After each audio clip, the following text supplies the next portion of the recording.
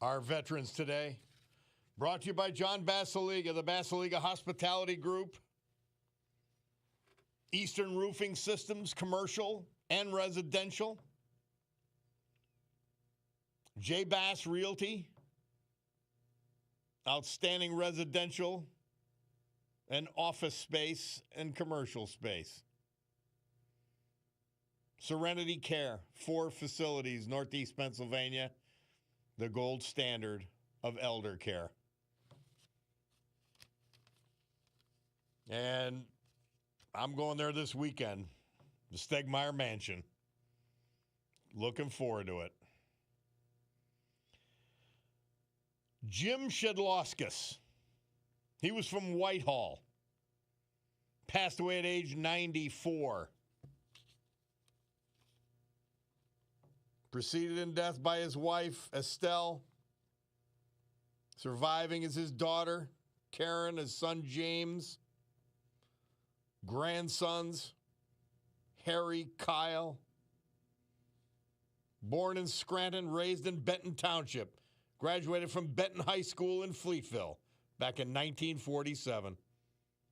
He served us in the Pennsylvania National Guard for 12 years, earning the rank of Master Sergeant.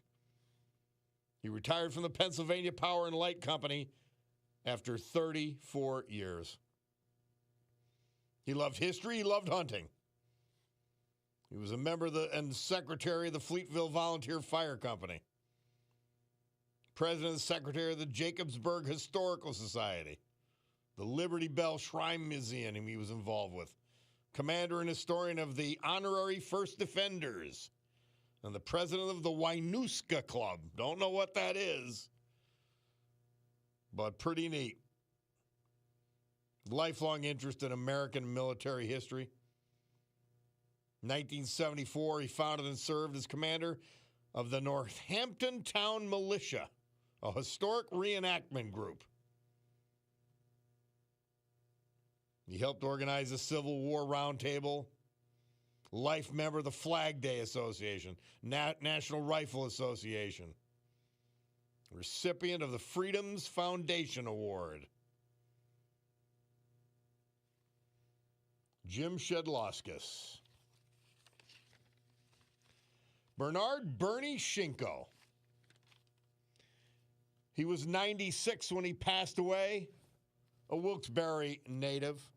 They have him depicted in his obit, in the service, and then saluting the flag as a senior. Graduate of Myers High School.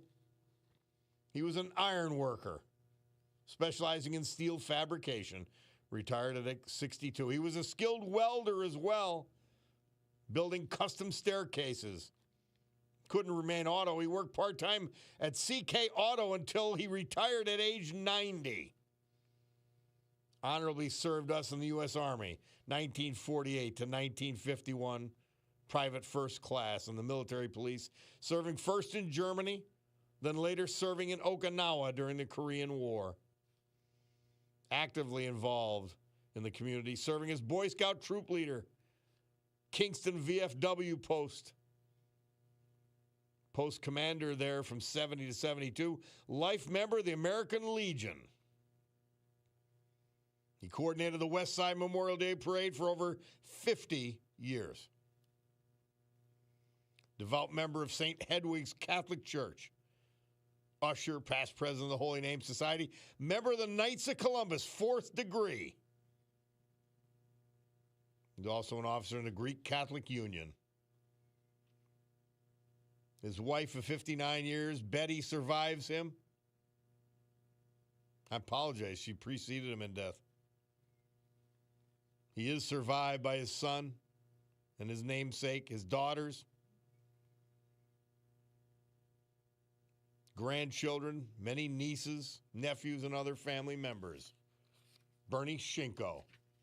Our great veterans this hour brought to you by our man, John Basiliga.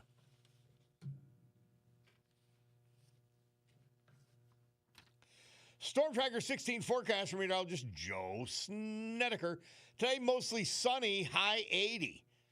And it was heating up on Route 81 there. Nobody was happy. And then I got on the side routes, and nobody was happy there either. Tonight, partly cloudy, low of 54. Wednesday, sunny and more humid, high near 90. Thursday, sunny and warm with increasing clouds and showers. Thunderstorms developing by evening, high 88. All right, so here we are. Hey, I've got a 5 to follow I want to go through, but. And he's got his own theme song, so you can tell he's coming. What's this, the March of the Cue Balls, Bulldog? The March of the Cue Balls, Henry Mancini. Well, when you hear that, that means it's David DeCosmo, and he's got some local history for us. David, welcome back to the Bob Cordaro Show. How are you, my man? Doing fine, Bob. Thank you very much. You know, I've covered a few natural disasters during my years. Of course, the biggest was obviously the Agnes flood, the biggest story of 1972. But the biggest story of 1998 was also a natural disaster, and it happened just a little north of Tunkhannock, the community of Lake Carey. And 1998, June 2nd was a Tuesday. So yesterday was technically the date anniversary, but it was a Tuesday. Terrible day, storms. That night, you know, lightning throughout the sky here in the Northeast, and a tornado whips up and cuts across the Lake Carey area, cut a path about, I'd say, you know, about 100 yards wide for about 4 miles. And, of course, it went across the lake itself, but it took out homes on both sides. There were 300 homes in all damaged, but, you know, some of that damage may have just been small, maybe broken windows, but a lot of them, you know, the cottages and homes around the lake were very, very badly damaged. There was an 83-year-old woman who lived in one of the homes right off Route 29 where the tornado came through, and her grandson, who was about 35 years old, happened to be with her. They were both killed. Her body was actually found in a neighbor's home, and his was found on top of a roof of some wreckage close by. But it's one of those stories, Bob, that is so tremendous and so dramatic in the moment. But I covered that story for well over a year, because what happened was there was a great deal of problem for people getting their homes repaired. In some cases, it was just a matter of being able to get it done. A lot of cases, it was an insurance problem where they couldn't get the money right away. The state and feds stepped in and provided some mobile homes, as they did after the Agnes flood. Well, a lot of the people wound up in some of those homes until the time they were supposed to have them expired, and they had to really fight to get an extension because their homes were nowhere ready to go back in yet. And it was, you know, you don't think of tornadoes around here, and yet... Yeah, David, I was going to say that. One of the things that was shocking about this event, I think, to obviously the people affected, but I mean to everyone in the area, because I remember it so distinctly, you know, almost 30 years on, that we just feel invulnerable. Like, we don't have great weather for the most part, if you compare us to, you know, the sunshiny places, but we don't expect that. You know, that's sort of the balancing thing. Oh, we don't have hurricanes. We don't have this. We don't have... Well, that tornado was devastating, even though it was localized. It was, and let me tell you about another irony there. There is a newspaper article that I found about the disaster from back in 1998. And again, that was Tuesday, June the 2nd. The Sunday before, Bob, there was a whole mess of smaller tornadoes that hit northeastern Pennsylvania, primarily up in Wyoming County, here in Luzerne, Lackawanna, and Wayne, I think, were all all experienced. I think it was about 7 of them. Now, again, they weren't of this magnitude, and of course, when they hit an area that's primarily wooded, you find out that they happened. But when they don't wreak havoc on a community, they're a byline in the news, and that's what happened in this case. Here you have some place where you never have tornadoes. All of a sudden, you have a number of small ones, and then boom, out of the dark comes this one. Now, this was I had forgotten about the loss of life, though, too. Oh yes, yeah. That I was lucky that there wasn't more, and there was another concern because you're talking about a lake community. Now, as you and I well know, many homes in a lake community are not occupied all the time. There are summer residents, there are weekend residents, that kind of thing. So the National Guard came in to supplement the state police to enforce, if you will, a curfew in that area and try to make sure there wasn't any looting. The news media couldn't get down into the area that was hit for, I guess, a day and a half. We had set up, it was right after the time that I think might have been the very first day or second day that Channel 28 and Channel 22 had started that shared services agreement. And 22 had the satellite truck at the time. So here we are. We got a big breaking story, and we had been an independent news organization at Channel 22, and now all of a sudden we're part of a conglomerate and sharing our facilities. So that made things a little rougher for those of us having to cover this thing. And it's just, to me, I remember most of all the ongoing situation with people trying to recover, in some cases just trying to get insurance money that seemed to take forever. Garden spot turns into a nightmare, man. Absolutely. And you know what, Bob? When you drove by on Route 29, as you go from Tunkhannock north, it literally overlooks Lake Carey. You look down on it to your right if you're headed north. And for years, you could see the path of that tornado. You could see that 100-yard gap in things from the highway down to the lake and then above the lake on the other side. Now, time has erased that. New growth has come in, so you can't really go by and trace it anymore. But that was so definitive for the first 5, 6, 7 years when you'd be in that area. You could say the tornado hit here, and that's exactly where it was, and point down and see that path. David DeCosmo, there was another tornado not that long ago, but it tore through Lake Scranton and did considerable damage. And that's still visible today when you walk around the lake. Bob, you had another one that went through a business section down by what was the Wyoming Valley Mall. And to her credit, this happened at night just after the stores had closed. And to her credit, Nancy came down and started to broadcast about that tornado.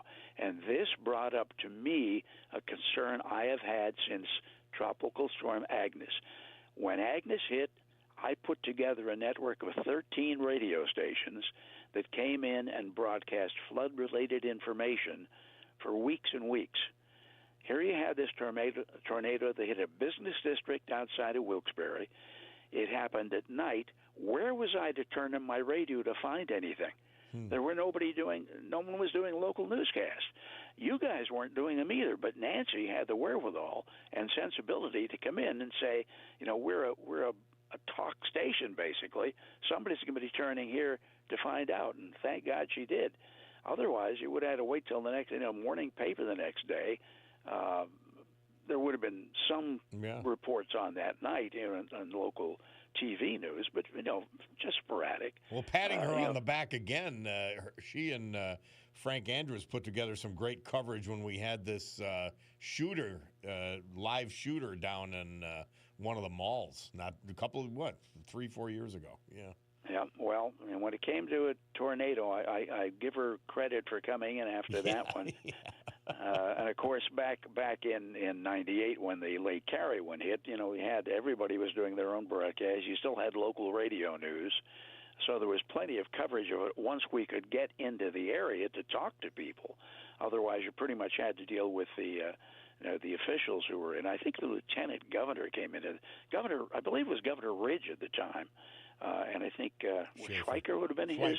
Schweiker, yeah. Yeah. He came in and sort of oversaw things for a while there. Big wheels from the state police, and of course the National Guard. I mean, a lot of agencies pulled together to help, but when you have something like that, it isn't repairable in a day. Yeah.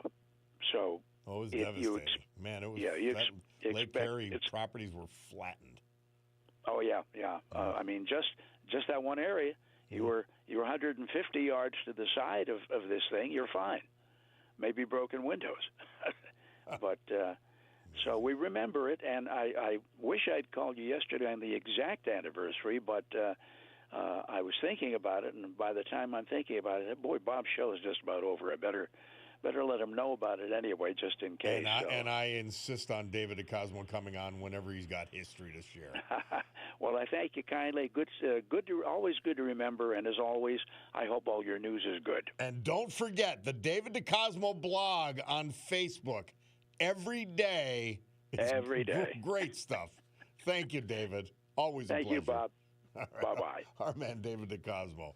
We'll take a break. Bob Cordaro, WILK, the eponymous program, rolls on.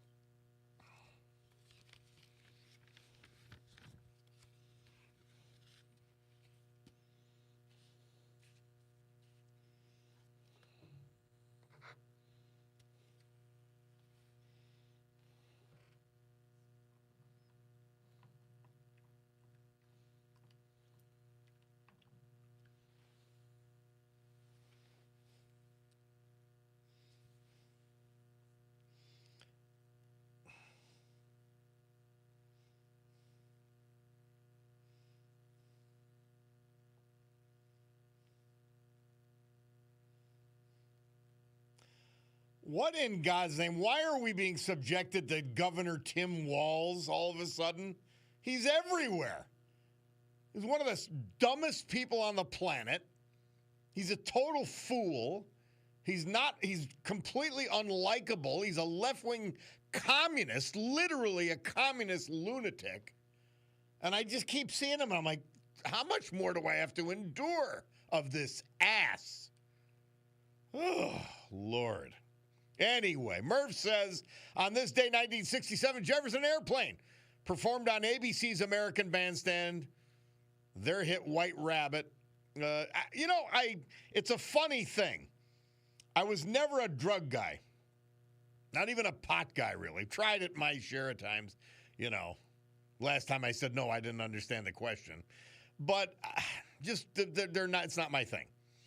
Anyway, but I like the drug songs for some reason. I wonder why that is. In any event. Bill texts in, hi, Bob, I could listen to David DeCosmo all day. What a wealth of knowledge. I love him. Isn't he great? Someone else texts in, hey, Bob, there was a tornado that hit Lords Valley, PA. It jumped over Interstate 84 on that date. I seriously think I remember that because it jumped over 84 and it was part of that whole scene. Body Shop guy says, I drove up there to see my friend's property at Lake Cary. You cannot accurately understand how devastating a tornado is until you witness the damage firsthand. Brandon the plumber checking in. LTS brother back at you. He's happy that common sense hours. Somebody said, Bob, are you in the can? I think you mean in the car running late. Yes, I was in the car. I was running late. The traffic, there literally was no option.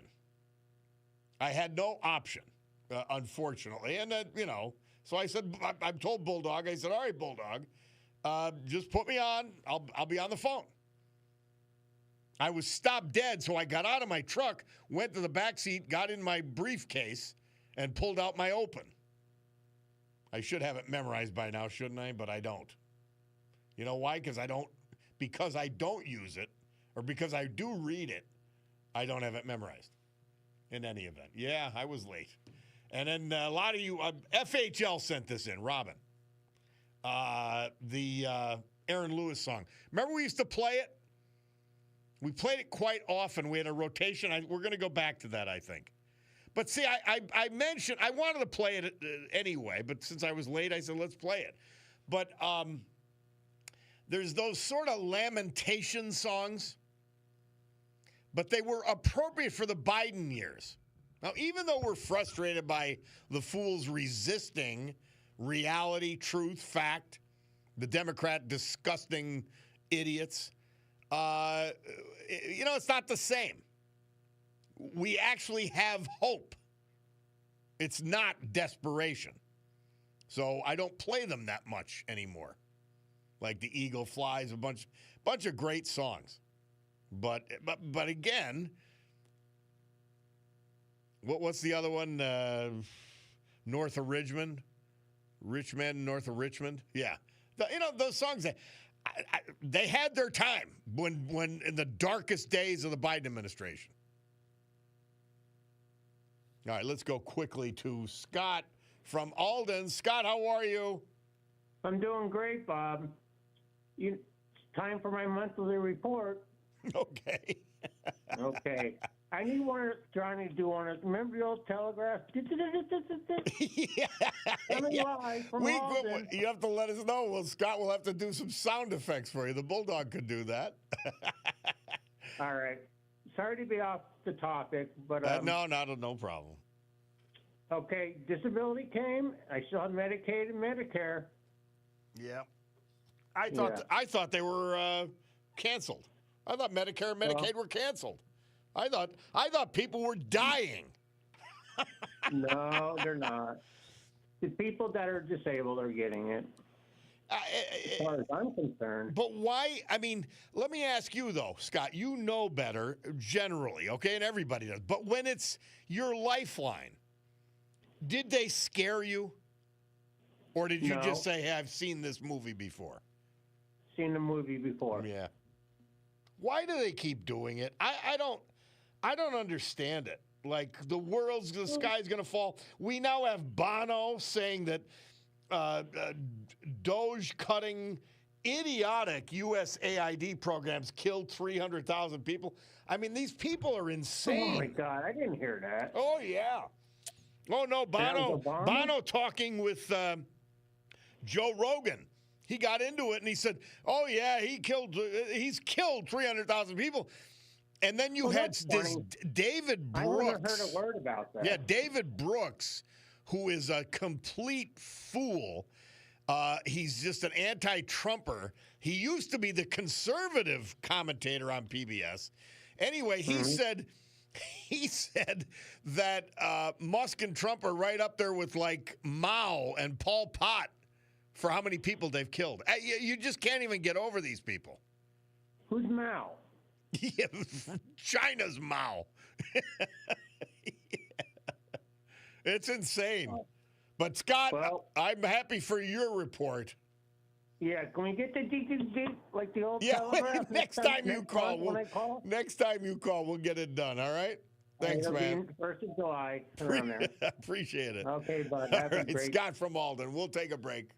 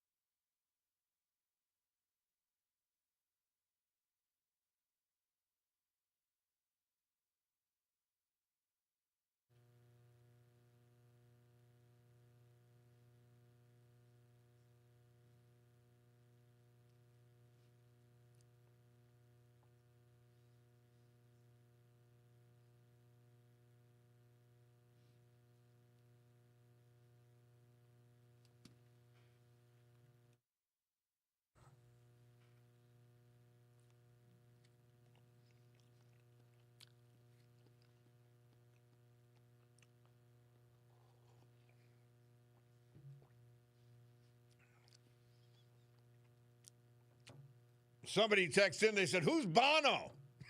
Never heard of her. And you may be being sarcastic, but it's Bono from U2. Just because I didn't give the precursor there, which you always should. So he actually said it. These people are insane. Please understand that. Everything they say is untrue. Literally everything. Because the real argument for their positions is so specious and vapid that they've got to make stuff up. Cuts and deaths and these are sick people. I promise you they're sick. All right. Well, it is time for the news with Brian Hughes. So much to talk about in our second hour and our third hour, of course. But we've got to go to the news. We will seat our way, and then we will be back. Bob Cordaro, WILK, the Upon Us program. It rolls on after the news with Brian Hughes.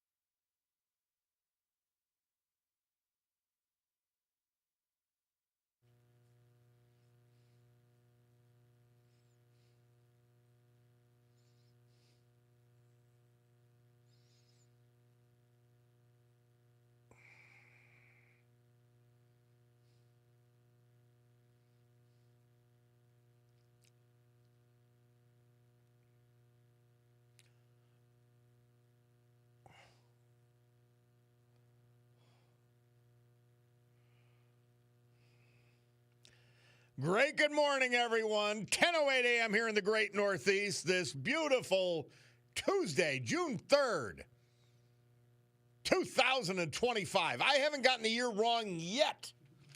It's impressive. This is the Bob Cordaro Show. I am here, and it's a big day to fight for America, defend our values, and with the help of our man, John Basiliga, and his incredible companies, to honor the brave who have made us and kept us free. People like the veterans we honor this day, who we lost this year, like Bernie Shinko, Wilkes-Barre, Jim Shedloskis, Whitehall, Richard Leavenworth, Scranton, Paul Coyne, Taylor, Robert Smith, Berwick, and Bradley Williams, late of Missouri, but from Benton. So with history, our great founding fathers, and the incomparable Constitution of the United States of America as our guides, let us continue today's battle, gaveling back to order this meeting of the Club for Common Sense, promising you a sanctuary of sanity in a world where they're just lying to you. You know, that's why I was happy to get that call. Scott and Alden. Here's a guy who depends on his disability check, and they're lying that, oh, the world's going to end. You're going to die. These are real people they're trying to scare. How disgusting. How sickening. Somebody texted in, you said the darkest days of the Biden years. Bob, all the days were dark. I can't disagree with you. It was one horrendous thing after another with that scumbag in the White House and his whole scummy family and all the left-wing disgusting liars surrounding him. Somebody said, when I heard White Rabbit, I thought it was the intro music for Elon Musk. No. I don't know. Well, is that song associated with Elon? I didn't know that. Somebody else texted, hey, remember for 2 weeks straight, all the mainstream media covered Elon's awkward arms gesture, and the left was full of nothing but rage over it. Now Cory Booker does the exact same thing. No coverage of it and no outrage at all. Isn't it something? I saw that last night, and I'm like, what? Like, just shut up. You would think they would shut up. You would think they would admit they're wrong, but there's zero self-awareness. That's why we played Jen Psaki at the beginning of the last hour. Oh, Joe Biden, yeah, he's going to Nantucket, but, his mind will be on the people. And then when it comes to Donald Trump, when on her show, she said, well, you have to, you're 24/7, you're every day of the year. You get no time off. These people are insane. They don't even care if they're on it, like Chuck Schumer. Whether it's on judges, AOC, all of them. Doesn't matter what the subject is, the border. They pretend they didn't say it. It's all recorded. Well, when I think of these fools, I got to go to something great, and that's Mother Teresa. And I missed it yesterday. So we've got two of them. They're both brief, but outstanding. And thank you, Mary Regina, for your persistence. June 2nd, St. Teresa. She said, if you are hungry to hear the voice of God, you will hear. To hear, you have to cut out all other things. And then June 3rd, St. Teresa says, let us offer everything to Jesus, every sorrow, humiliation, discomfort. In this way, you too can take your stand at the foot of the cross with Mary, our mother, reminding us with that great daily reflection. Mary had to suffer humiliation after humiliation, as did Jesus. Yeah. So Cory Booker, I don't know if you guys have all seen this. It'll get around. I mean, you've got to go to Fox, probably News Nations, to see it. And it'll start coming clear on the it'll start coming through like on your social feeds. He did the exact. I don't see. You see how zero self-awareness these people have? This is how dumb they are. Cory Booker, right up there he's on the top echelon of idiocy. And he was condemning as a Nazi Elon Musk. He goes out and does the same thing. What do you do with these people? Seriously. And there's people taking them serious. Why? Because they hate Trump? I don't know. This is your Democrat leadership. They are all despicable people. As Patton would say, despicable. Oh, Lord. I'm not understanding. I don't understand it.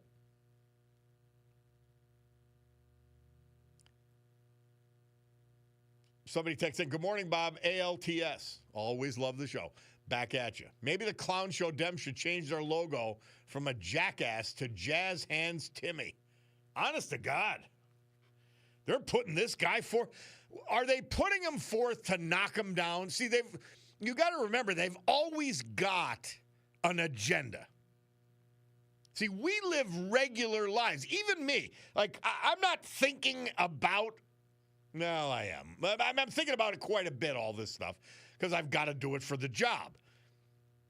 But, I mean, when I'm off the job, I'm not talking politics.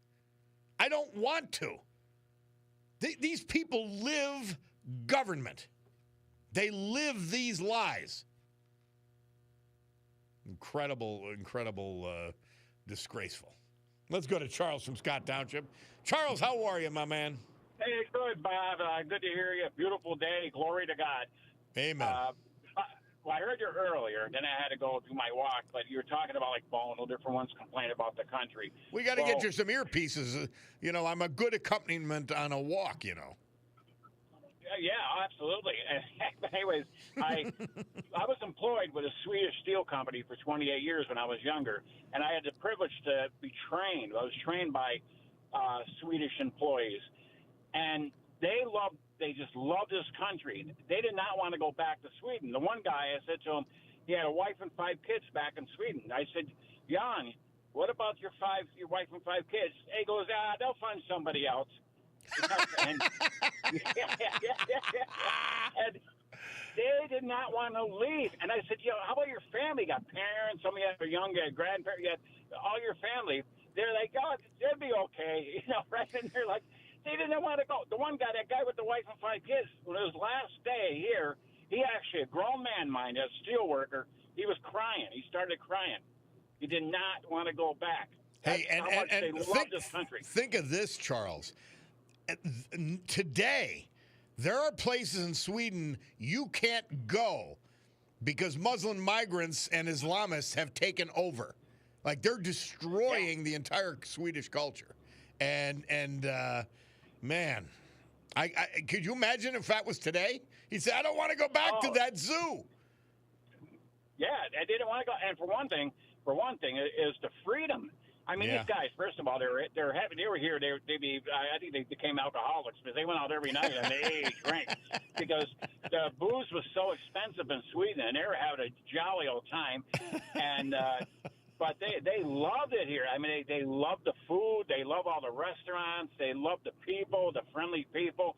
They just loved it, and they did not want to go back. And it was, we talked politics about socialist. Well, Charles, it might have been because they were hanging around with you. They didn't want to go back. No.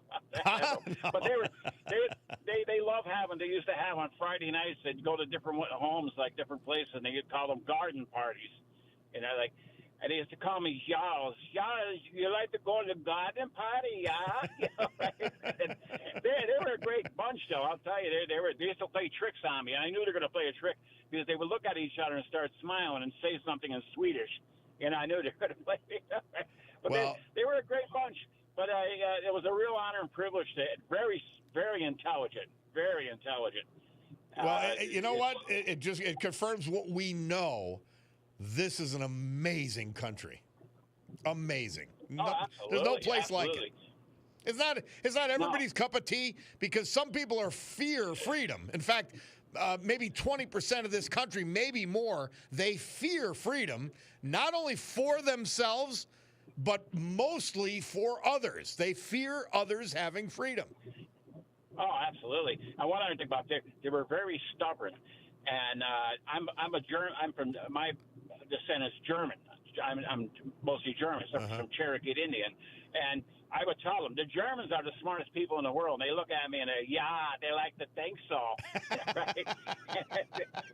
But were they stubborn? They were stubborn, almost as stubborn as us Germans, right?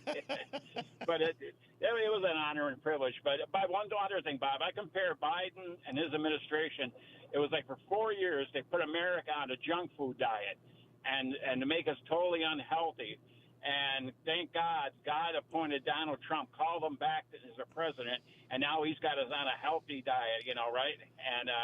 And we're getting back to good health again, right? Charles, you hit something on the head. Not only culturally, economically, people say, "Well, what was the economy? The statistics were all good during the Biden administration. Unemployment, even growth for the most part, but it was all on borrowed and government spending, borrowed money, government spending. Now Trump's got to transition us back to the real world, to the private economy carrying the day.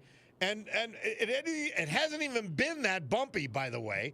If you took away the ridiculous media coverage, people wouldn't have even noticed.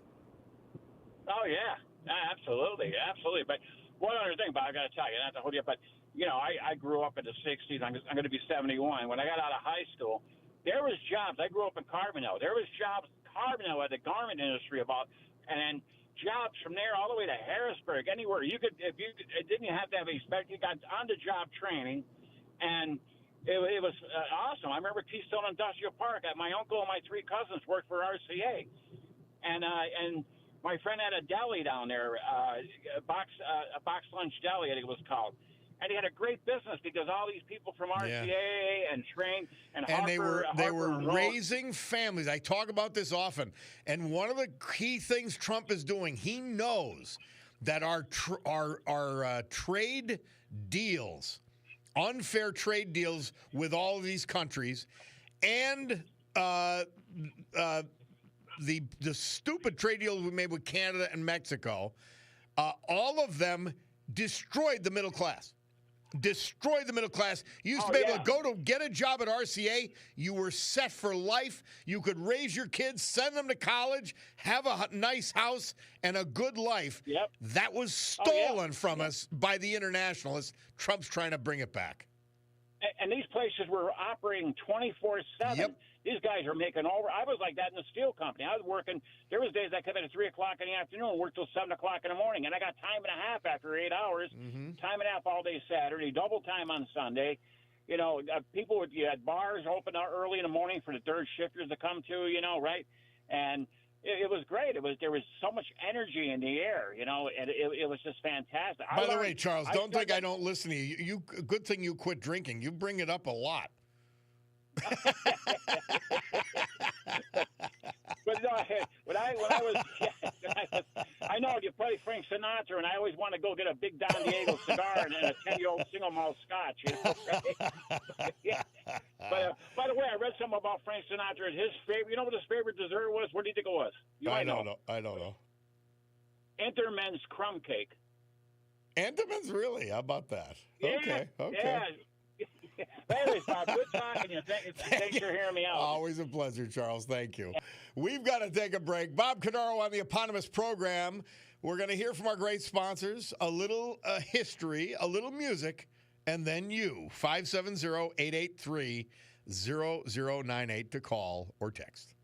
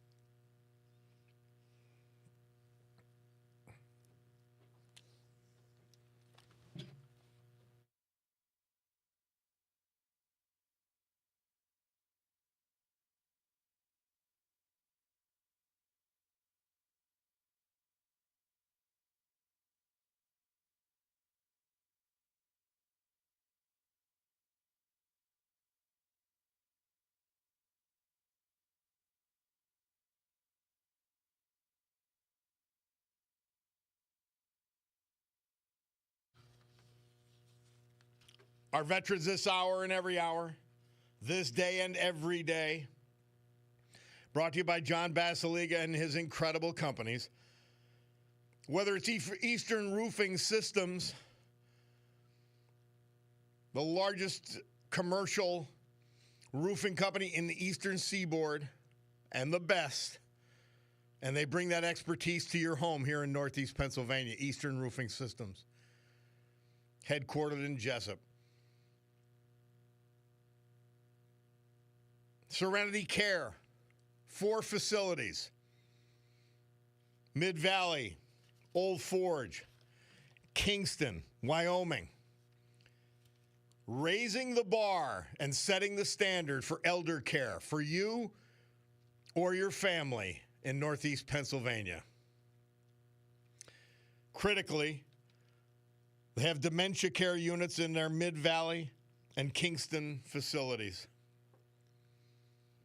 Basiliga Hospitality, incredible restaurants, incredible. And I cannot wait till this weekend to get to another one of them, the Stegmeyer Mansion. But they've got the Old Brook Inn, the Far Street Tavern, Scranton Art House, Atera 519, Sergei's Live, Queen City Tavern, reopened, reimagined.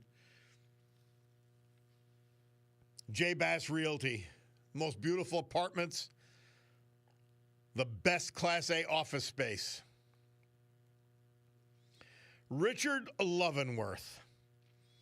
He was 88 when he passed April 12th. He was from Scranton, born in Philadelphia, proud alumnus of Temple University and the Villanova Law School. He served his country honorably in the United States Armed Forces before embarking on a distinguished legal career, including serving as a public utilities judge for the Commonwealth of Pennsylvania. A devoted member of the Jewish community, Richard was actively involved with the congregations Beth Shalom, Magzika Hadath, Ohev Zedek, preceded in death by his wife Roberta and a daughter, Sally. He's survived by his son, grandchildren, and stepchildren. Richard Lovenworth. Paul Coyne, he was just 64. He was from Taylor. He died April 8th. Born Norwood, Massachusetts. Survived by brothers, sisters, many cousins, nieces, nephews, and friends. Graduate of Newtown High School, Newtown, Connecticut. Received a bachelor's degree from the University of Scranton, associate's degree in construction technology from Johnson College. He served us for 4 years in the Pennsylvania Army National Guard. He lived for many years in Dixon City before relocating to Taylor. He worked for local landscaping and construction businesses. The parents had a cottage at Lake Winola. So in addition to his school ties, that brought him here to live as an adult. By the way, family history, 1930s, Paul's grandfather, John Coyne of West Scranton, was secretary of the United Mine Workers. His grandfather, William White, mayor of Jessup. Former member of Christ the King Parish in Dunmore. He died young, but he's celebrated. Paul Coyne. Our great veterans this hour, brought to you by John Basiliga and his outstanding companies. Storm Tracker 16 forecast from meteorologist Joe Snedeker. Well, what does he say? Today, mostly sunny, high 80. Tonight, partly cloudy, 54. Wednesday, sunny and more humid, high near 90. Thursday, sunny and warm with increasing clouds and showers. Thunderstorms developing by evening, 88 degrees. We don't know about the weekend yet. He didn't give it to us yet. We'll see. Be patient. Somebody texts, oh, by the way, just on the traffic front, and maybe we'll get Tyler in here just to update us, but you had the accident on 81 South, and then you have the lane closures. So somebody texted in, they said that the 81 from the mall entrance to at least Dunmore barely moving because of the lane closure. frustrating out there. Well, listen to me, and I'll either, maybe I'll get you excited and then alternatively try to calm you down. Somebody said, Bob, did you see Greta Thunberg's new spew? Yeah, she gave up on the fake climate change. Her new lie is to stop the genocide in Palestine. And the parents are along for the ride. She's making a fortune, just so you know. It is scam after scam. Somebody said, I'd like to see how long it would be before she'd take a flyer off. She's just a troubled young woman. It's sad. It's scary. Somebody said, Bob, after Jimmy Carter, I thought we would never have a president as bad. And Biden was so much worse. No moral compass on gender, border issues, Israel, yep, and so much more. Biden was beyond a failure and a stain on Scranton that has to be addressed in the future. Not fair to Northeast Pennsylvania. The signs should be the first to go. Bolus is right. Yep. Now, Body Shop guy asking what happened in Paterson, New Jersey. I'm not sure what you mean. You'll have to elucidate for me. Well, it's Tuesday. And, she gets busy at the store, and we don't get to hear from her, but we have today. And Rebecca Martino, she's on from Stately Pet Supply. She's got a theme song, and you got to let it play out a little bit, Rebecca. It's a great song. That is a great song. Good choice. I don't think it's known for its drum solo in it or anything, of course, but you know what? I love baseball and Field of Dreams. This is a song when Kevin Costner sets out on the road to go talk to Terrence Mann. Yeah, it's when he's driving and he's rehearsing his line, how he's going to introduce himself to James Earl Jones's character. As Johnny Carson would say, I did not know that. And I grew up listening to the Allman Brothers. My dad and mom played it all the time. You can't love them enough. You can't love them enough. Hey, so Rebecca, what do you got for us this week? Okay, so well, first, thank you very much for your time, and I apologize for my absence. It's I'm sorry it doesn't work out sometimes, but thank you always for your patience. What I wanted to say is something pretty quick and easy. I know that there are people listening that have itchy dogs.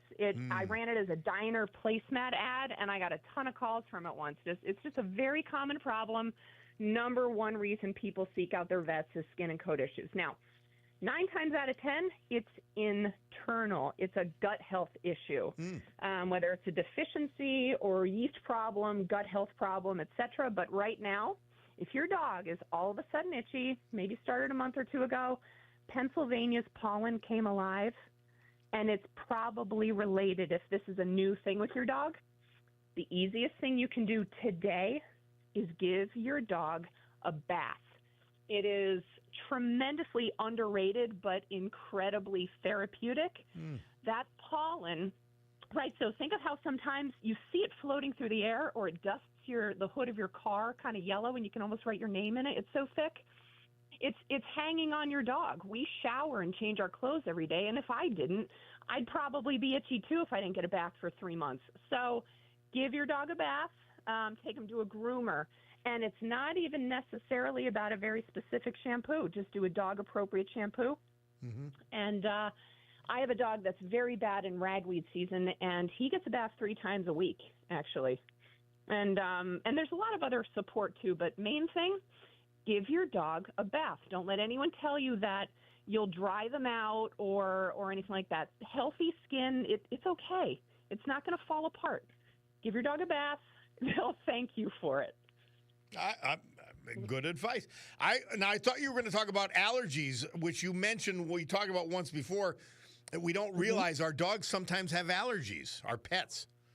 They do. We all respond to Pennsylvania. Very few of us get out unscathed in the spring and the fall around here with all this. Trees have a ton of pollen, not just flowers. Yeah. So we can expand on that in the coming weeks if you want. We'll talk about allergies, way to manage them. Talk to your vet, but Benadryl and Zyrtec are dog appropriate.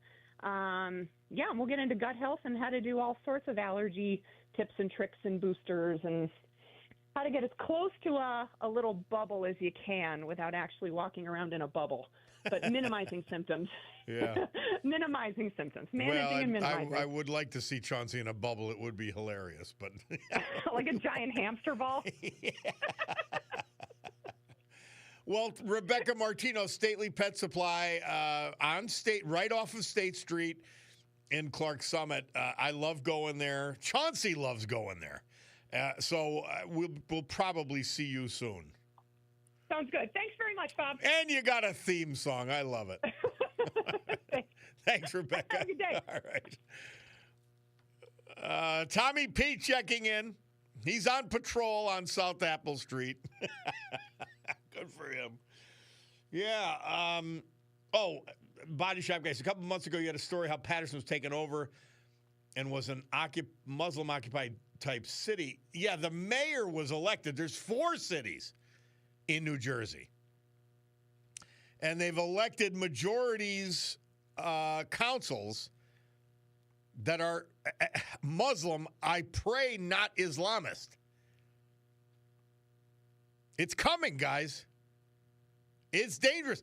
This animal that tried to set these poor Jewish people, Jewish Americans, on fire, this illegal immigrant, yeah, it's coming.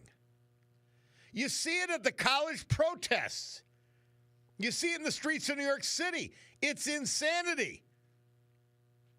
And it's all based on lies. Let's take a call. Max from Dixon City. Max, how are you, Max? Wow. Yeah, it's a sobering thought, with what's going on in this country. And we're no longer America. We've been taken over, and people haven't realized it yet. Ask yourself this question. Why are all these Marxist tropes in our vernacular in America without anyone questioning it? Nonprofit. Mm-hmm. Well, think about it. What's nonprofit? If it's nonprofit, it's a charity.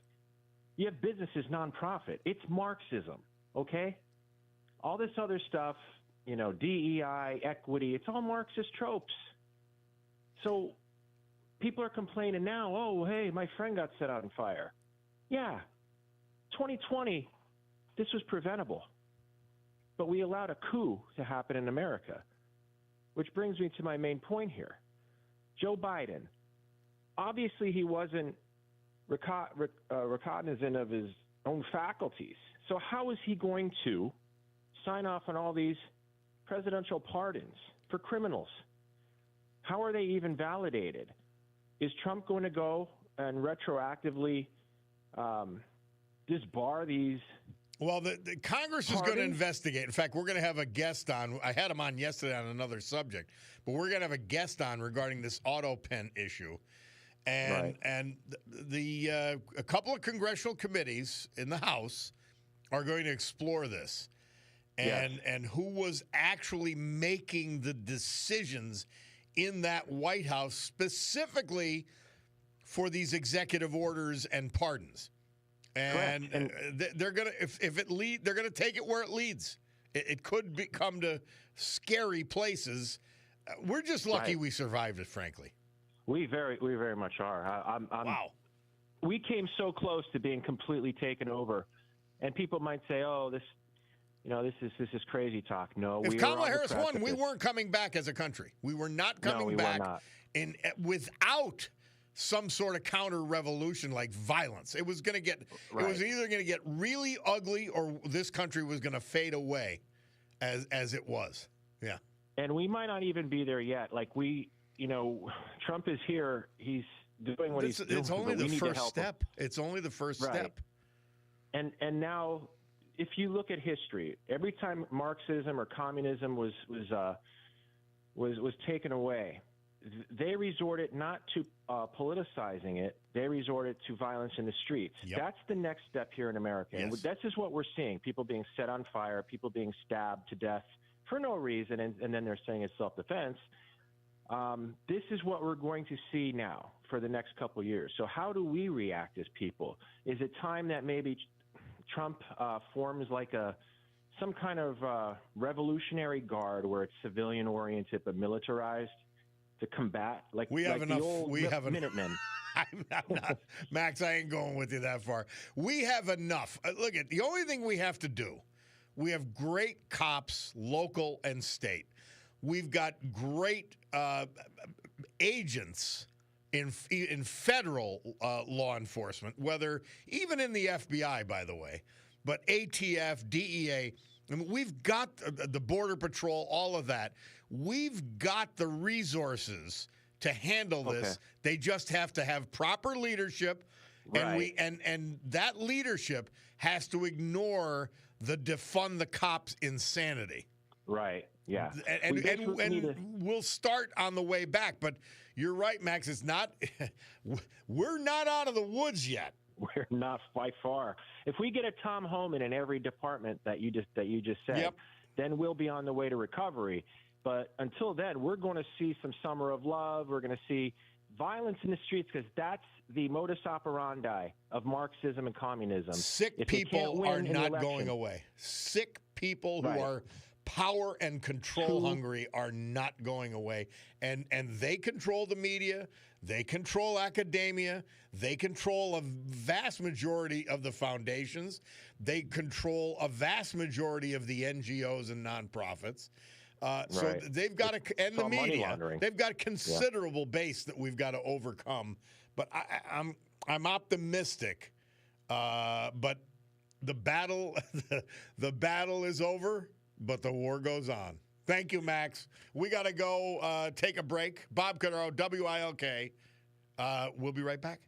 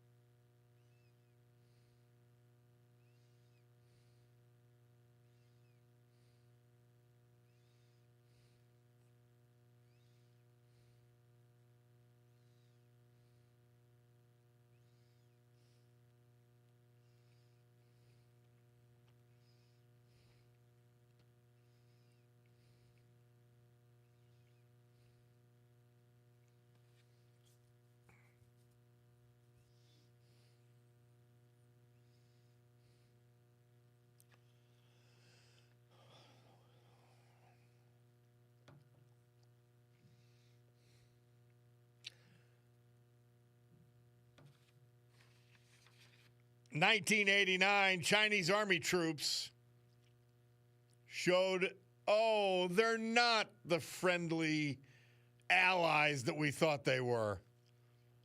Crushing a demonstration. This date, 1989. And then the Kinks.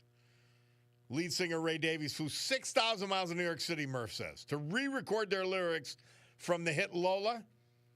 He needed to change the lyrics Coca-Cola to Cherry Cola so the song could be played on BBC's non-commercial radio. I'm guessing it's transvestite, transgender in a more innocent age. Hey, WLK contest, Giant Floor. Help them celebrate 60 years. Isn't that incredible? By giving you the chance to win 3 rooms of carpeting installed with padding, all valued at $1,965 the year Giant Floor opened.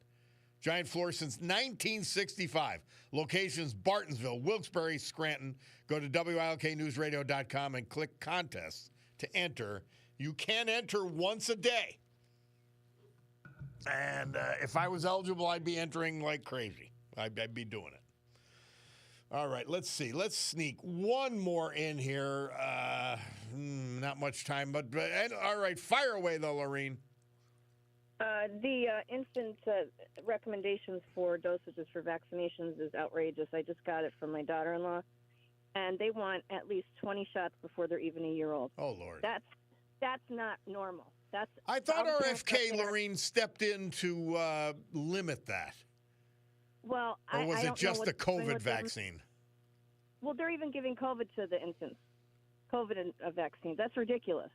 I mean, they have Hep B, DPT, which is normal. That would be fine.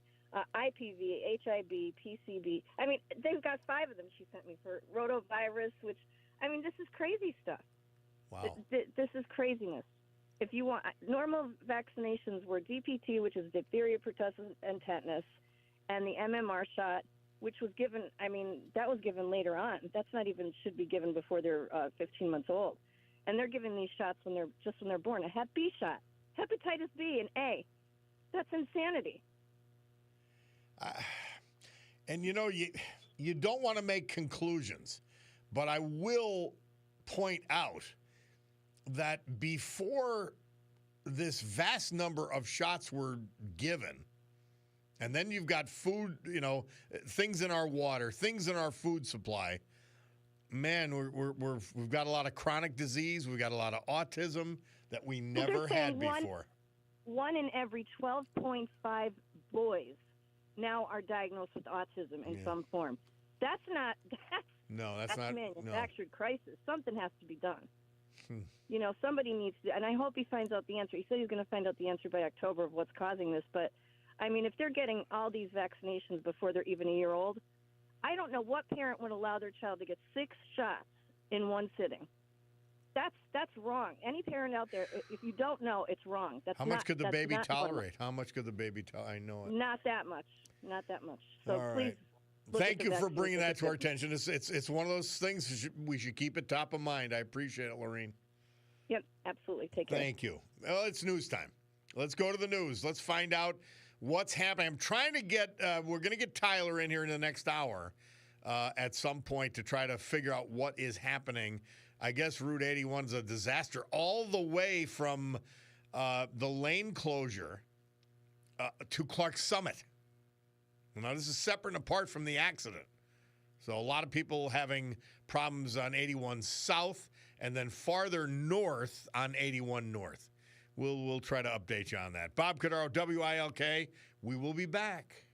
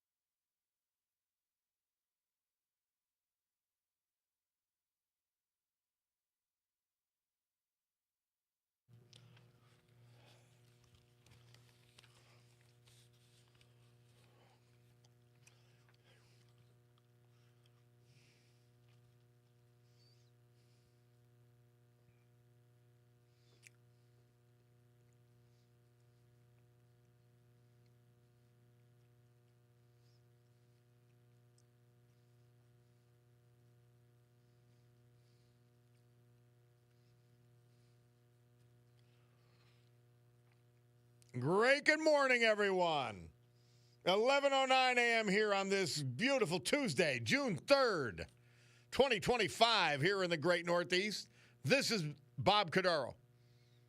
It's my show. I'm he. And it's a big day to fight for America, defend our values, and with the help of our man, John Basiliga, and his great companies, to honor the brave who have made us and kept us free. People like veterans we lost this year, but celebrate today. Like Richard Lovenworth, Scranton, Paul Coyne, Taylor, Bernie Shinko, Wilkes-Barre, Jim Shedloskus, Whitehall, Robert Smith, Berwick, Bradley Williams, Leyden, Missouri, but from Benton. So with history, our great founding fathers, and the incomparable Constitution of the United States of America as our guides, let us continue today's battle. Gaveling back to order this meeting of the Club for Common Sense, promising you a sanctuary of sanity for the balance of this hour and this morning. Yeah, I hope you're not stuck on the traffic there. By the way, you heard our pieces. That was Trish Regan with a Donald Trump quote. He said that they're insane. Keep them that way. And and then Al Gore. What a disgraceful human being. But thanks to Wes Austin and his Instagram post for that. Hey, my guy Tyler is in Cornell. He's in the studio.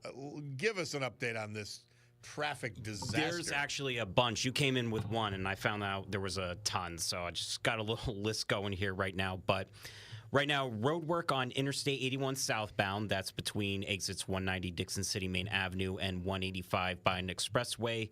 Right now, the heaviest is going to be between the Scranton-Carbondale Highway and Oliphant Avenue. This is going on until about 3 o'clock. Yeah. So that'll be happening. But the worst that I'm seeing actually is from the road work on 81 southbound between exits 165 Mountaintop Wilkes-Barre and 164 Nanticoke. That backlog is all the way towards the ramp from Route 309. This is also got backups going along Wilkes-Barre Township Boulevard and Highland Park Boulevard. This is only going on until 1 o'clock, though. But that is probably the worst one that I'm seeing right now. And we also have lane closure 81 North. Am I correct on that? On 81 North, not that I saw. I saw 281 Souths, but I may have missed it because I was just looking at all the red that was going on. So these were the biggest ones that I saw. These 281 Souths were probably the worst. And if you're on the Cross Valley northbound, they're also doing road work till about 3:30 at the exit 4 Kingston 44 exit. So. Yeah, it's all over today. It was kind of fine this morning, and then you came in, and I started looking at the map, and I was like, oh, my God. It got real bad after I was done at 9. So. Well, we had David DeCosmo talking about a tornado at Lake Cary, which we don't expect. Oh, we don't expect this kind of traffic all the time. No, it's I mean, dead out it's there. yeah. With the summer, though, I'm sure it's going to get even worse. They're all going to be out working. So I'll keep an eye on everything for you guys. But, right. yeah, I appreciate you guys letting me know. Tyler Cornell, feel free to report back. Thank you, my man. So, we've had Phil Kerpen from American Commitment on a number of times. And, you know, we play that song, The Battle is Over, but the War Goes On. Well, he was fighting literally a lonely rear guard action. And during the Biden years, those dark days, and they were dark. But the war's not over. He's still got to fight for us, and something called the RAINS Act.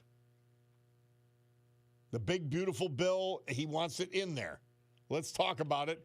It is Phil Kerpen, president of American Commitment. Phil, welcome back to the Bob Cordaro Show. Hey, Bob. My pleasure. Good to have you. All right, so tell me, well, let me ask, I guess, sort of an opening question. How dramatically is the big, beautiful bill going to be altered in the Senate?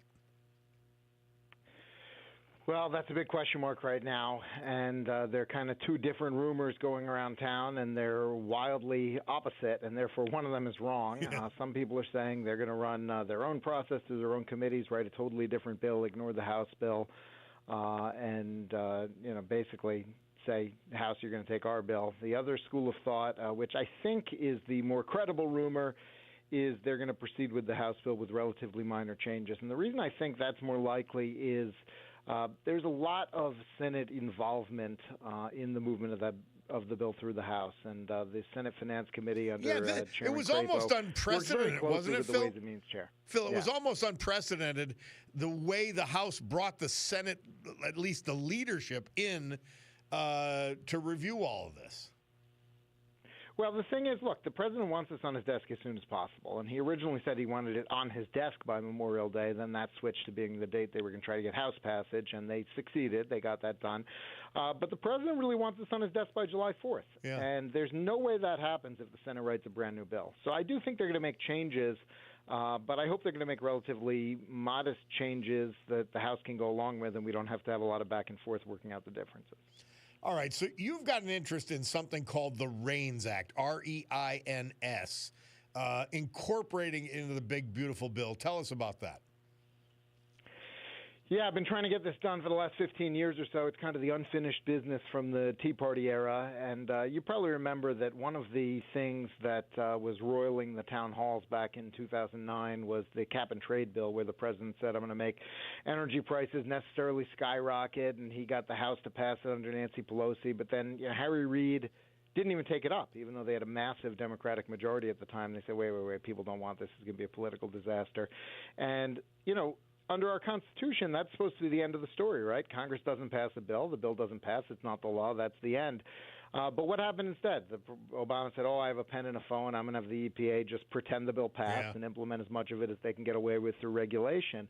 And that's where this idea of the REINS Act came from. It was actually a guy in northern Kentucky, a guy named Lloyd Rogers, went to a town hall meeting with his congressman. He brought his Constitution, and he's like, Congressman, explain to me how the EPA can do all these things when you guys didn't vote on any of it. You're supposed to be the legislative branch.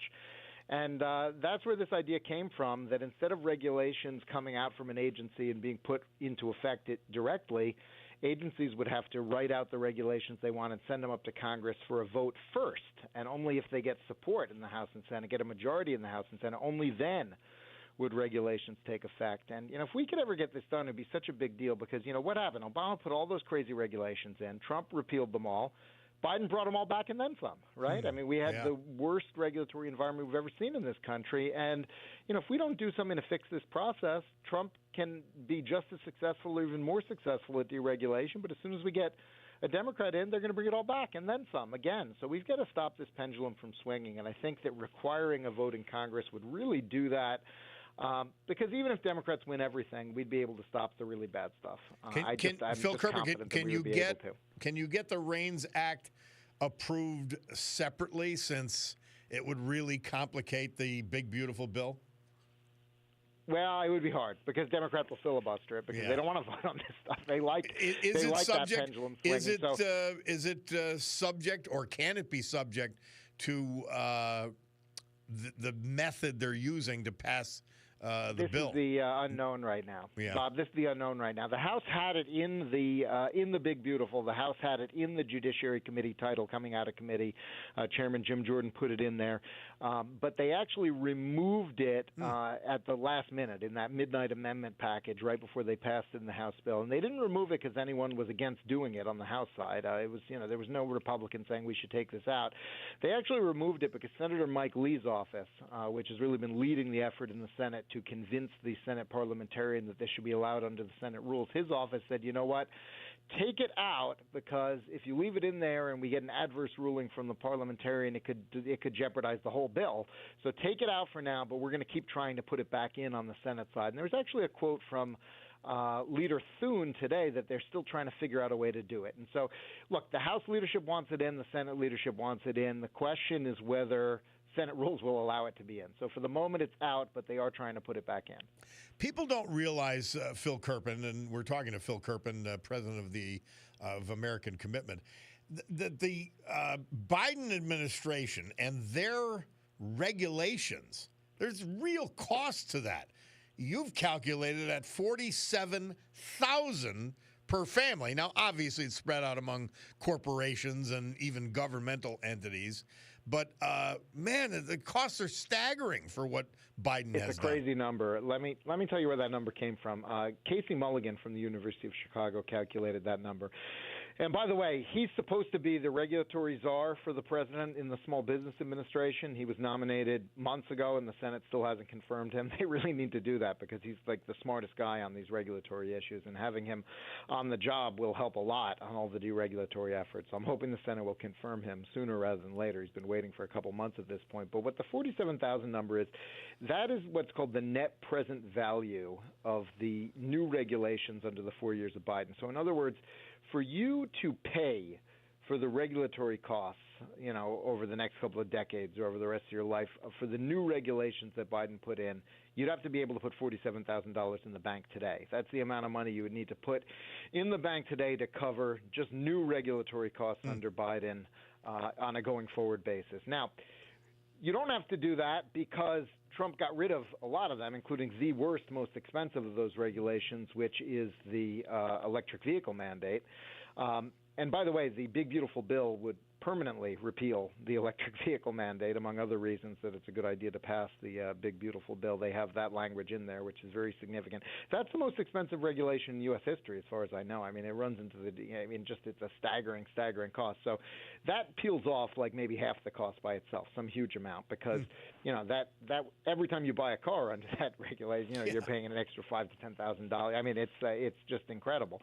So that's a big part of it. So it's a very, very big number, but a lot of it has already been repealed by Trump. But the point that I've been making about the REINS Act is so we thought Obama was the worst, most expensive regulator in world history, and he was at the time when he was in. And Trump was net deregulatory. He actually reduced regulatory burdens because he got rid of so many of those Obama rules. But Biden came in, and he was able to bring it all back and then some.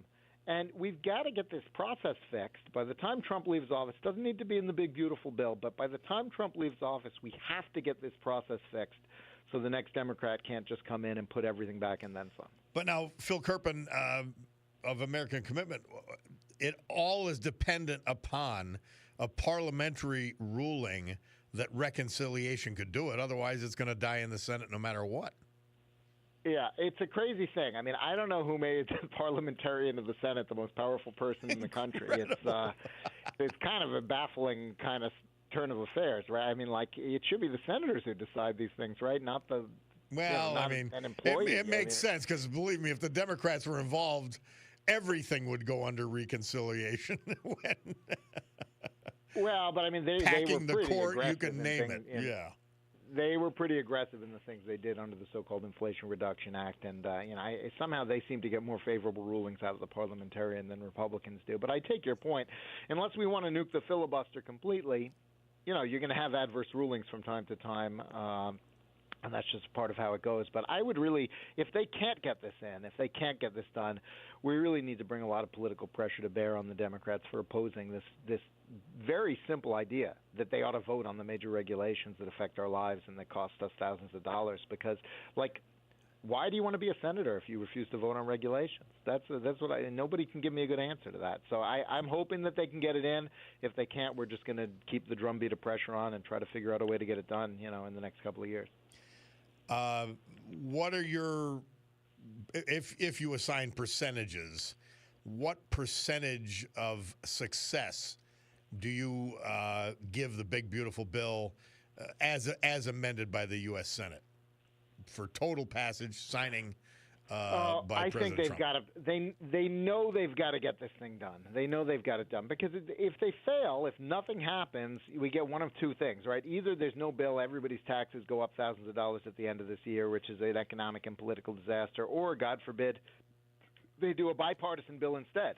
And the Democrats extract all kinds of pounds of flesh. So I think every Republican up there kind of understands, look, that we have to figure out how to get to consensus and get this done. And so what I'm hoping will happen, as most of the late changes in the House side were improvements. They moved up the phase out of a lot of the green energy giveaways. They moved up the Medicaid work requirements. Now, there was one very bad change, which is they quadrupled the SALT cap to get New York, New Jersey members on board. But most of the changes were pretty positive. So what I'm hoping is the Senate will make some more changes in positive directions, but make some changes in a positive direction and then pass it, because we can't, we can't debate it all year and get to Christmas and have some rush package. They got to get this done sooner rather than later. Business investment is very soft right now in this country, and it's very soft because you only get 40% bonus depreciation this year for investment in equipment and software. You can only write off 40%. We got to get that back to 100% because businesses are they're waiting to see what happens. They're waiting to see what happens before they decide whether they want to invest in their operations, and that's not a good thing for the economy. So get this done, get it cleared. I'm hoping they can do it. I'm hoping they can meet the president's July 4th, and we can have a great Independence Day with a great tax bill, big, tax and border and defense and everything, and get it done. So that's my hope. Phil Kerpen, American Commitment. I've been speculating that the entire population of the United States will die if this passes. I've been listening to the that's Democrats. What we've been told. Yeah, they want to kill everyone. Everybody's going to die. Well, the whole population. They keep saying we want to. Bob, they keep saying we want to cut Medicaid, and Medicaid spending goes up every single year under the House bill. Every single year. There's no cut. I'm like, what are you talking about? It's amazing. You got these members from New York, like Cuomo's out there now doing, I'm going to campaign everywhere against these vicious Medicaid cuts. So I looked it up. Did you know that federal Medicaid spending into the state of New York is up more than 20% this year? 1 year increase from last year, up more than 20%. So, if it only goes up 4 or 5% next year instead of 20, that's a cut. Well, what are we talking about? There might actually be 20% a year forever. Phil Kerpen, there might actually be reductions when they take the idle and the illegals off the rolls. There might be a cut. Well, this is the thing. I got to say, I think if we could actually get enforcement of eligibility and get all the illegals off and actually have enforced eligibility checks and work requirements, I think we actually could shrink the Medicaid program, even though the actual official numbers don't show that. I mean, if we could get serious about it, I think the fraud rates are insane. I saw one study out of the Paragon Institute in Florida. They think that nationally, the improper payment rate of Medicaid might be 25%. It's a $600 billion program. That would be $150 billion a year just in improper payment. And I have not seen a figure less than $50 billion. So there you are, 25%. You're talking $150 billion. So it's somewhere between 50 and 150 billion fraud, waste, and abuse in that program. Wow. But all right, so you're going on the record. There was just a study. Go ahead. An Ohio legislator just did a study of their Medicaid program. He found $6 billion in improper payments last year just in Ohio. $6 billion. Well, Phil Kerpen, so in other words, you're going on the record and putting your reputation on the line that the entire population of the country will not die if the Republicans pass this. I'm going to go out this. on a limb. Yes. All right. Fair enough. Phil Kerpen, American Commitment, thank you for your great work and that of your organization. Check in with us anytime you've got something to report. We appreciate it. All right. Have a good one. Bye. All right. We'll take a break. We'll be back. It's the Bob Cordaro Show.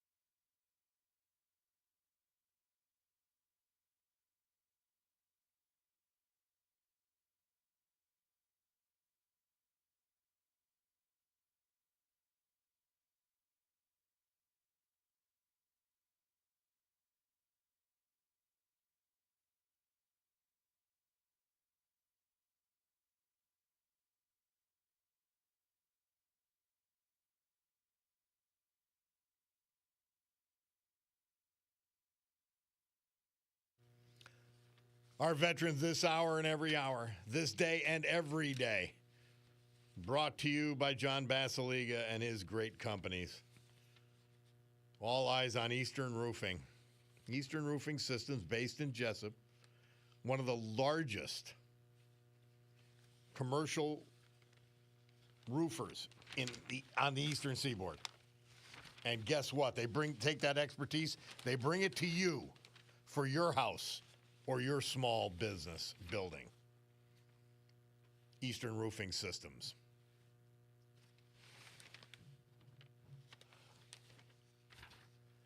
Robert Smith, tireless advocate for fellow military veterans.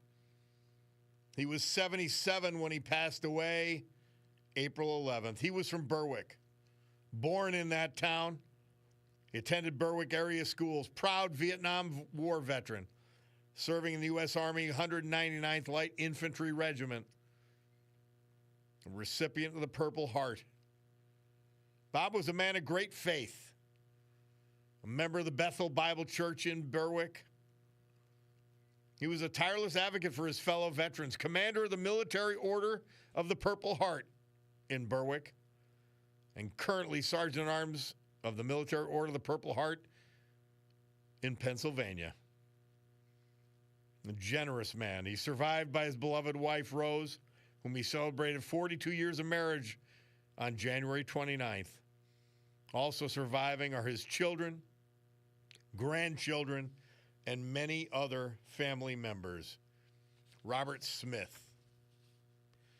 Bradley Williams. He liked fishing, golfing, games, puzzles. He was 74 when he passed in Imperial, Missouri. He was from Benton. He died April 11th. Born April 12th, Wilkes-Barre. Employed in the computer software field during his working career. Faithfully served this country in the U.S. Navy during the Vietnam War. He was awarded the Vietnam Service Medal with one Bronze Star, the National Defense Service Medal, and the Republic of Vietnam Campaign Medal. He was a member of the Benton VFW. Surviving are various family members. Bradley Williams. Our great veterans this hour, brought to you by John Basiliga and Eastern Roofing Systems, Jessup. Oh, the weather. Here it is. It's beautiful. Why don't we just say that? Anyway, meteorologist Joe Snedeker tells us much more. He says mostly sunny today with a high of about 80, 71 degrees outside the studio right now. Tonight, partly cloudy, 54. Wednesday, sunny and more humid, high near 90. Thursday, sunny and warm with increasing clouds and showers. Thunderstorms developing by evening, 88 degrees. Yeah, I got to look. It's a shame. I'm looking through these rags, these Scranton papers. It's unbelievable. It really is. And they set up these real fools who write into the letters to the editor. Here it is. Bresnahan vote could cut Medicare. Bresnahan spoke with forked tongue. I mean, what fools? And you're a liar. You're a liar. You sound your name to it, John Zimmich. You signed your name to it, Margot Opasnik. You're willing to lie. I don't know. I don't get this. I really don't. Why are you willing to lie and make an ass of yourself? Just for your political party? I'm not understanding. Then there's a nice piece, nice commentary. I haven't read it all, so hopefully it doesn't get too political, at least regarding today's Democrat Party. But Bob Casey, our former senator, good, and I'm telling you, I'm telling you, good guy. And I know a lot of you guys, you take his policies and votes and, his total cave in to the left, and you get angry at him. But I look at it the other way. But he has a nice commentary, remembering the life of his father. Man, it's amazing. 25 years ago today, Bob Casey Sr., our great governor, was buried. Wow. Hard to believe. I remember being there. I remember being at the funeral. I sat next to Ed Rendell, who was just jumping up and down and jumping up and a man of boundless energy. If he wasn't hitting on women, he was Ed Rendell. Anyway, somebody texted in, why don't you ask Phil Kerman about the $3 trillion in new debt the bill will create? The bill does two things, and let's not. I don't think you're a troll because I don't see you among the usual suspects. It's something called scoring, and it looks at. Now, by the way, there's no way the deficit could expand on the one point of it, this billionaire lie that they keep telling. The tax rates are going to stay the same. So the issue is, will taxes go up? Will they go, the deficit go up if we cut taxes on tips and taxes on overtime? There's also a tax credit in there for Social Security recipients. So those are the only three things that change anything, by the way. Now, the same people who are talking about the deficit, not you specifically, I'm talking about the Democrats, carrying on about the deficit. They're the ones who approved all Biden's insane spending and who oppose any spending, including DOGE. Any spending reductions, any reduction of the growth of spending. So, I mean, they're insane people. They're not normal people. But let me go back to the way this works. They have the Congressional Budget Office, and it's generally not partisan. But when they look at a tax reduction, for, let's say, tips, let us say, there is no other tax reduction, by the way. Anything else is a lie. But no taxes on tips, no taxes on overtime, and tax credit for Social Security. Which every Democrat voted against, by the way, just so everybody understands. They're looking, number one, they're not paying attention to reductions that will occur from DOGE, number one. Number two, they are not looking at growth in the economy that results from the passage of this bill. I've told you this, and it's the absolute truth. Undeniable. Every tax cut going back John F. Kennedy to George Bush to Donald Trump, the government experienced higher revenues after the tax cuts. Just so you know, this is the reality. And the Congressional Budget Office, they don't have the authority to build in growth of the economy. So they say $3 trillion will be added to the debt.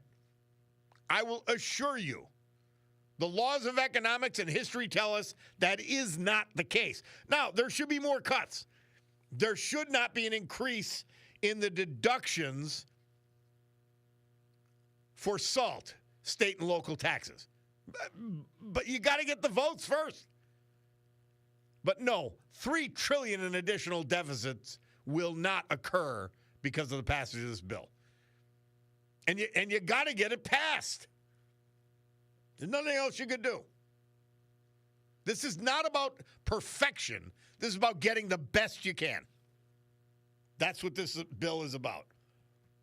And it will help the economy avoid recession as we transition from a completely government pumped up economy to one that is actually run by the private economy.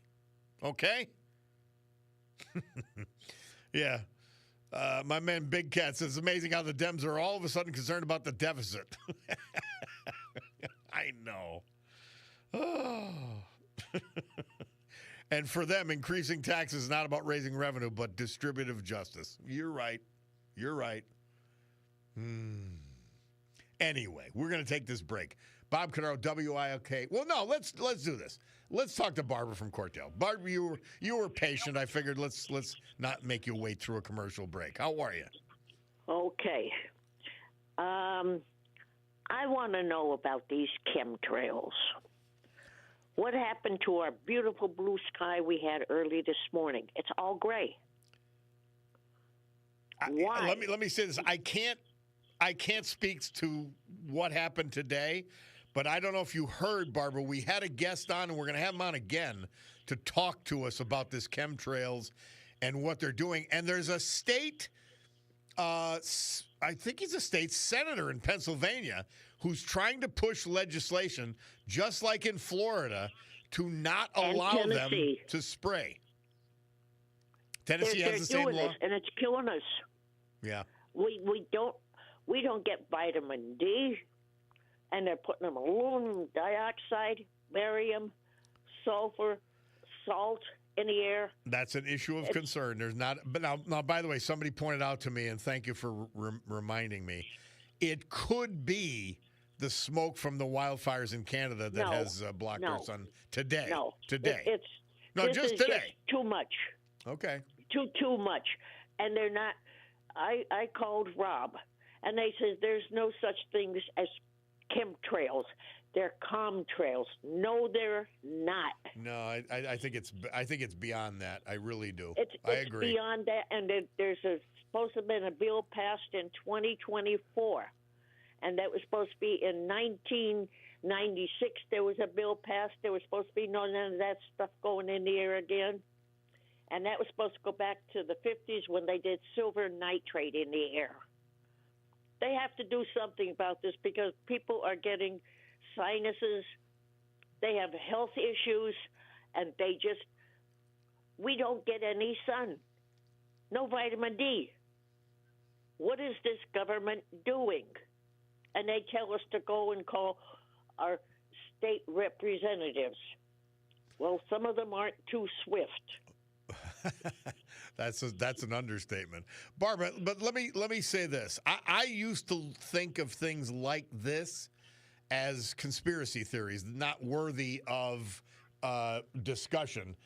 I am open to listening to all of this now. The government can't be trusted, and what they're doing with the skies can't be trusted. It can't. No, because April, we had nothing but rain. May, we're going into rain. We're going to have rain today. So, how they go out in the field? Don't tell me that. I just washed my truck. I went to the Wizard and got my truck washed. Hey, that's what it is when you do that. Don't do that. That's not nice. I'm not seeing any rain on the horizon here. Oh, it's going to happen tonight. Believe me. Well, what's my rain? No, we only have partly cloudy tonight. We're not getting rain till Thursday. They're making it so we have rain the next couple of days. Don't you worry. Well, Barbara, if we get there. Let's do this. It's Joe Snedeker against Barbara from Courtdale. All right? And if we get rain before Thursday, as he's calling for, you call me up and say, I told you so. Would you do that? I'll tell you, I tried calling Joe Snedeker. They don't even answer the phone. Well, you call me and say, I told you so. Would you? Well, I will do that. Believe me. All right, dear. Thank you. Always a pleasure. Fun. I appreciate it. Thank you. Okay. Bye. Yeah, guys, there's so many things that I used to say, I'd look at the people, really? I don't do that anymore. I'm willing to listen. Somebody texts in, hello, Bob, the chemtrails are killing us. Just as they're killing our babies with poisons, vaccines, all poison. Jim in Bloomsburg. Was it Doug Mastriano that introduced that on a state level? I saw a different senator, by the way. But in any event, somebody said geoengineeringwatch.org. Look it up, geoengineeringwatch.org. It is something, it's not something that you could just dismiss anymore. You really can't. All right, we've got to take a break. Bob Cordaro, WILK. We've got the Bloomberg Minute in the middle of all of this, but we've got to hear from our great sponsors. We'll be back.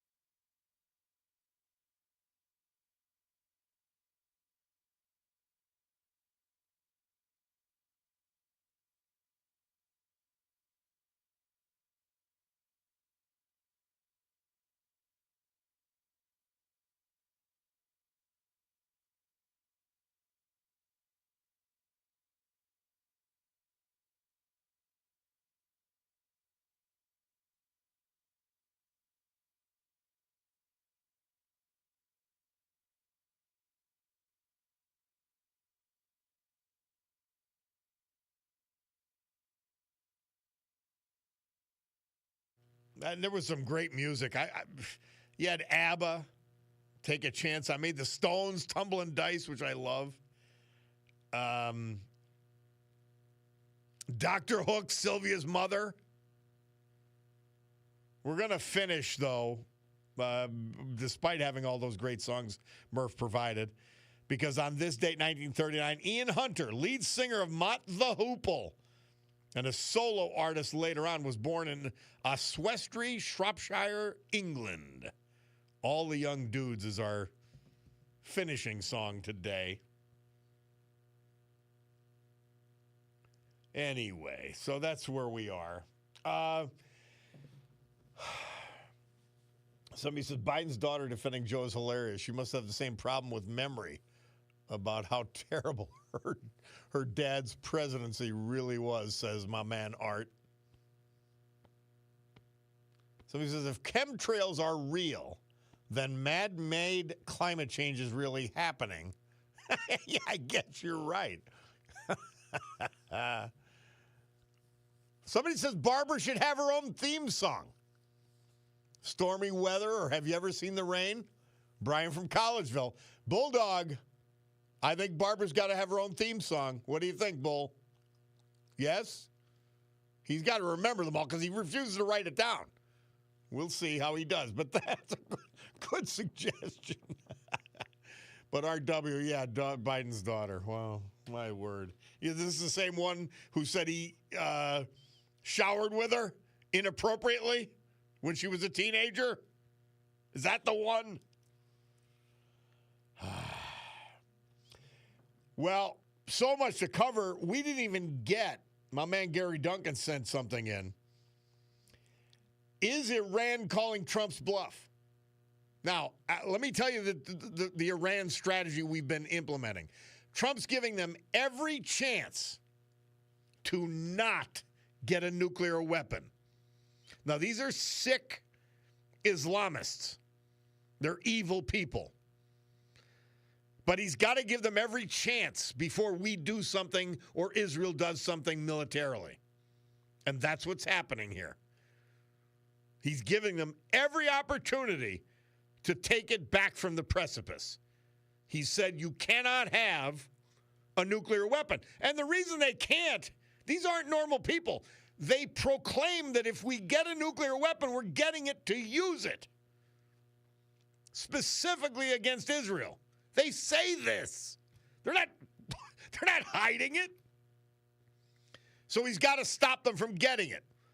And it's probably going to have to be done militarily.